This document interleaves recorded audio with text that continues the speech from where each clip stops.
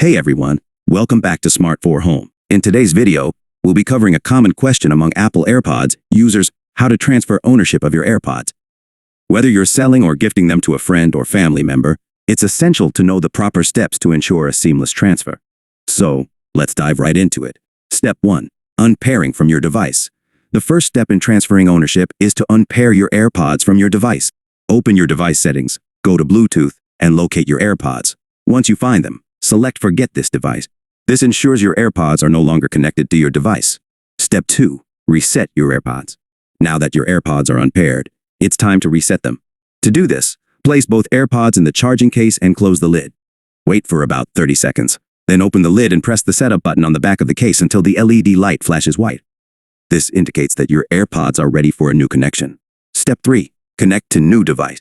The next step is for the new owner to connect the AirPods to their device. They can do this by opening the lid of the charging case near their Apple device and following the on-screen instructions to pair the AirPods.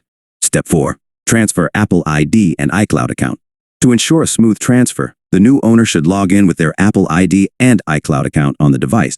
This ensures that features like automatic ear detection and seamless switching between devices work seamlessly. Step 5. Test your AirPods.